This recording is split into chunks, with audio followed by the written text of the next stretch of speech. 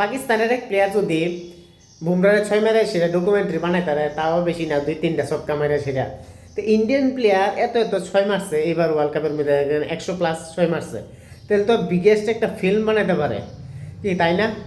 Indian team কিন্তু deserve করে এটা। পাকিস্তানের মতো একটা সাধারণ তুচ্ছ একটা ব্যাটার বুমরারে কি ছক্কা মারছে ডকুমেন্টারি বানাই লেছে। শাহিন আফ্রিদি কি একটা বলার বলে প্রিমিয়াম বলার। তো ইন্ডিয়ার মধ্যে এত এত ট্যালেন্ট, এত এত 6 মারেন না।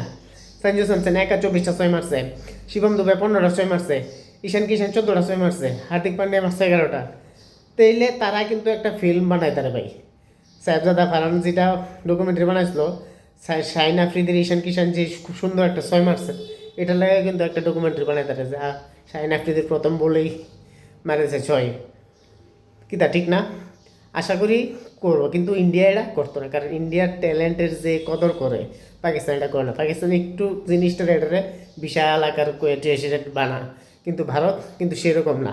তো যাই হোক, এবার টোয়েন্টি ওয়ার্ল্ড কাপের মধ্যে 6-এর যে লিস্ট আমরা দেখলাম, সেখানে ভারত 106টা 6 মারছে এই টুর্নামেন্টে, অর্থাৎ টোটাল 9টা ম্যাচের মধ্যে। ভাবা যায় প্রতি ম্যাচে প্রায় 11টার উপরে 6, মানে ইনক্রেডিবল আউটস্ট্যান্ডিং হিটিং। 6-এর বন্যা করে দিছে, অন্য কোনো টিম ধারে কাছে নাই। আর যেই কারণে কিন্তু ভারত অন্যান্য থেকে একটু ডিফারেন্ট খেলে। প্রত্যেকটা ব্যাটার মাইন্ডসেট ক্লিয়ার, আয়াসের ক্লিন হিটিং।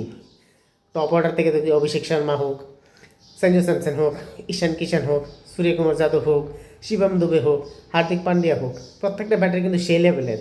6 মারার লেগে কোনো কিন্তু কমতি নাই। আর সামনে যদি পাকিস্তানের বলার থাকে তো আরও বেশি মারানোর কথা।